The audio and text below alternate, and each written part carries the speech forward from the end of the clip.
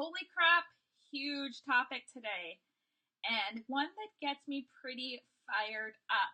So, I have notes today, so if you see me looking down, it's because I'm trying to keep myself on track because it's hard to get me off my soapbox rant when it comes to food allergies, food intolerances, and food sensitivities, and what the heck we've done to ourselves. So I'm Jennifer Dragonette. I'm an integrative nutrition coach, and I help people get down to the root cause of their fatigue and their overall feeling of crap and build a lifestyle that makes them feel fully energized. They will get to stop dragging it through life and live the life they love fully charged. So let's get to the topic today. Food allergies, intolerances, and sensitivities. So first I want to say we throw the word around food allergy far too often. And this is a little scary because I was just watching a documentary on how restaurants hear the words that, oh, you're allergic to it. And there were some places that didn't care anymore because they knew that it was a sensitivity and not necessarily an allergy. So they didn't really take it seriously. And in return, those people that were truly had severe reactions to things ended up very sick, and in the documentary, one of them actually passed away. So be careful when you title things and when you're eating out that you don't just throw the word allergy around too much unless you really have that so that you are taken seriously. Don't cry wolf too often. That's my rant number one. And let's get to the actual topic, which is food allergies, intolerances, and sensitivities. Oh my goodness. They are on the freaking rise. And on the rise, what do I mean by that? I mean, holy crap, more than 50% on the rise. It absolutely blows my mind when I'm talking to my sister-in-law about trying to pack lunches for my nephew because the laundry list of things he's not allowed to put in his food can be longer than the things that he's allowed to put in there because we have created all of these intolerances, sensitivities, and allergies. So what's the difference? Allergy is normally something with a pretty severe reaction. Hives, swelling, anaphylactic shock, bunch of crap. That's me on papaya. Not so much fun. Sensitivities and intolerances could be things like causing more inflammation, which causes breakouts, brain fog, decreased gut health, decreased immune system, which when you start decreasing all of these things and you add too many things you are sensitive or intolerant to, you can lead yourself into a severe allergy issue because you have just created this huge mess inside your body because you're intolerant to it. I'm going to take a deep breath before I say this next statement. Why is this on the rise? This is on the rise because the food that is on the market and that is marketed to us as health food or easy on the go food isn't healthy for us at all. Our bodies can't recognize half the new crap that is engineered, and we become chronically inflamed. And an allergy, when you start thinking about like runny nose and itchy eyes and things like that, like with your environmental allergies, which can also come from food allergies, that's inflammation based. That's your body attacking those foreign invaders so that you can be healthy. So that's your body working properly. But when you give yourself too many things because it's hidden in too many things, all of a sudden, boom, big blow up, chronic respiratory issues, rashes, all these autoimmune things, Crohn's, celiac, like the list goes on and on and on. And so much of it has to do with our freaking food and what is allowed to be done to our food. It is not real food. Okay. I have to take a moment for a second. Sorry. again, from 1997 till today, the amount of allergies and food sensitivities has increased by so much. There are different numbers that are thrown out there that say 50%. I hear, it's a crazy amount of increase. And there are so many factors besides just the chronic use of chemicals and, GMOs could be a part of it because we've bred our crops to be able to not be attacked by invaders. Well, our body isn't used to those things. Our body is still very primal and hasn't caught up with all of these engineered things. And don't get me started on sugar and processed food and all these chemicals, because therein lies another big issue. Which leads me to the other issue. Oh man, this is a hard one for me to stay on track so that I don't go forever, but big pharma. Yes, I'm talking about the food industry and big pharma with food allergies and intolerances and sensitivities, because they are so interconnected. They are like very good friends, but not friends that you want to have going on in your body. So the use of antibiotics and how we've bred these antibiotic resistant crap is because everything has antibiotics. Let's just talk about our livestock and food industry. Our meats and our dairy and everything is pumped full of antibiotics. Watch what you are purchasing. Make sure when you purchase things that you are purchasing things that are at least antibiotic free, because you don't want antibiotics when you don't need them, because guess what? When you do need them, you want them to work. And be sure when you use them that you actually need them. For me, there are 3 types of antibiotics on the market that I am not allergic to. So I want, when I really need them, to be able to use those 3. So for me, I have had to spend a lot of time fighting in the medical world when I get sick to get the proper information and to not be given overuse of antibiotics. Growing up, we did not know all of this stuff.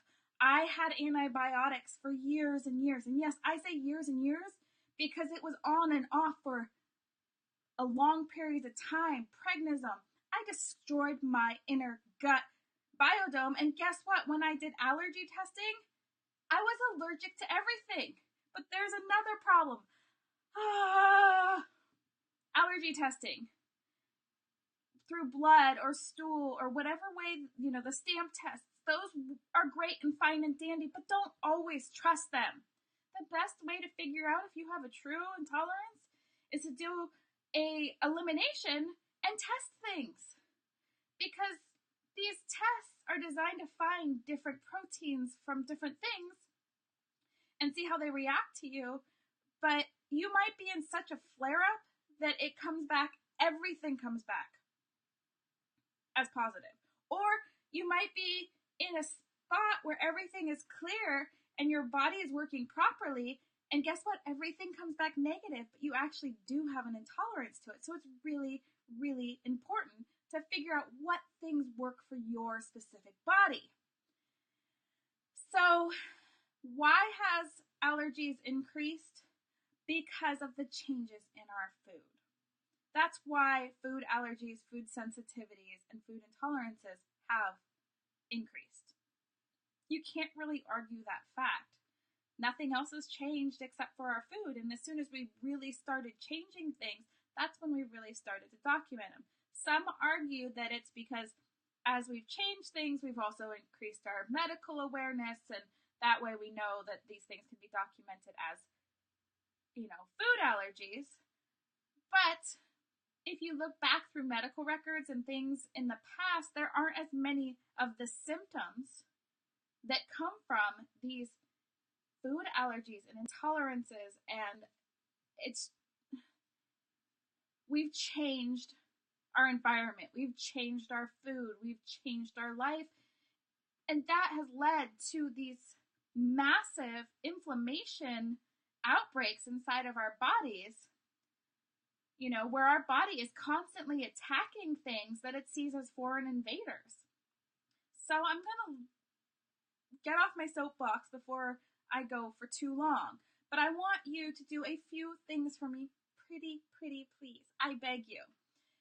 Couple things. One, when you buy animal protein of any kind, whether it's meat or dairy, make sure it's antibiotic free. If you can afford to get grass-fed, grass-finished, free-range, organic, that's the route to go.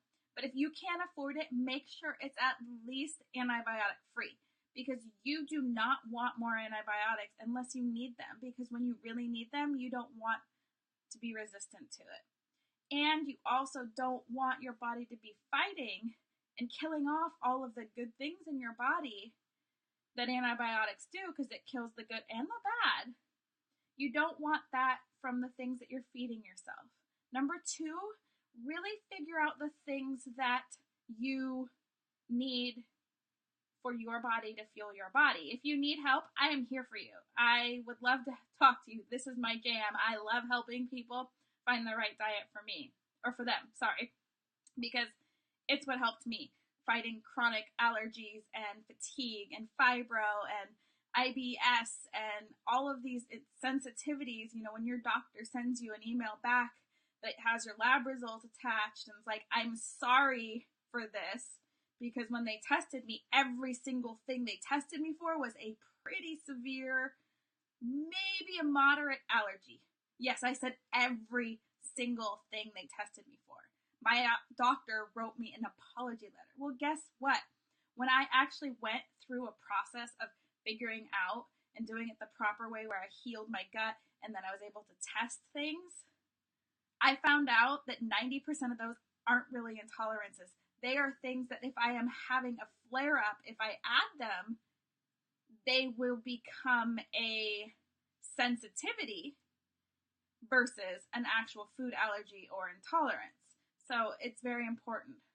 The other thing I want you to do is only take antibiotics if your doctor has proven it is something that needs to be treated with antibiotic, and you have to take them so that you don't become septic or you don't end up, in worse case than you are. There are a lot of natural things you can do to fight infections before you get to the antibiotic route. But if you do need them, make sure to heal yourself after you take them.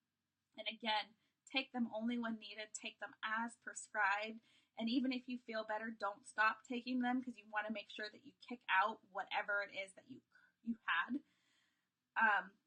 So food intolerances, food allergies, food sensitivities. Holy crap, we've done this to ourselves, and it's sad. And I wish that I could say that there should be a huge movement to go after big pharma and food companies and make them actually pay to do the research that says, hey, our crap makes you sick long term. But they're not going to do that. You can find all the research out there, and you start doing research on things. Make sure you look at who is funding that research. Because if I'm going to call out Pepsi Cola, I just did that. I called out Pepsi Cola. Supported a research for something that says that sugar is good for you and a certain amount of sugar is fine and processed sugar is fine and the chemical in cola is okay for your body. Make sure you find out who funded that research. Because if it was Pepsi Cola, do you think that might be a little biased? Just make sure that wherever you're researching, find out where the funding is. Because to me, it's a big deal. It's a big freaking deal. And I know this is a little bit more serious than the lives I normally do, but it's a problem. And it's becoming more of a problem. And it is affecting so many people's lives because of allergies. let me tell you, if you have a severe allergy with anaphylactic issues where your tongue and your throat start swelling up, it is one of the scariest things you will ever go through in your life. Trust me, I've been there. Luckily, I was working around a bunch of doctors and nurses in training when I decided to try papaya for the first time. And man, those shots never came so fast. I never had so many doctors and nurses and people around me. But you know what? I was grateful because it was the perfect time for me to find out when I had a severe allergy. But could you imagine if I was doing one of my passion things and I was out hiking or backpacking and I had brought some dried papaya with me and I was one day in hiking and I didn't know that I had a severe allergy and I didn't have an EpiPen? Could you imagine what that trip could have ended up like? So this is a serious freaking problem. This is a serious topic. The increases in our sensitivities and our allergies and our intolerances has gone up so much because we have effectively screwed up our entire biodome and our way that our cells interact with our body because of these things that we are putting in our body. And I'm not saying that it's just the changes in the food. There are things out there. I mean, papaya. Papaya is an amazing food, and it has so many enzymes, and it's great for people with, acid reflux, stomach issues. It's a great food, but it's deadly to me. So it's not all about these GMOs or chemicals. It's actually about the chemical makeup inside your body. So be aware of that. But just be aware that chronic allergies and inflammation and food allergies and intolerances are on the rise because we have screwed with our environment. We have screwed with our food, and we have overused antibiotics so much that it's not really possible to not expect things to change. So, I'm really sorry for the deepness today, but it needed to be said. It's been on my mind. It's been driving me freaking crazy. On a happy note, it's almost Friday. Woo woo! Almost Friday. Almost Friday.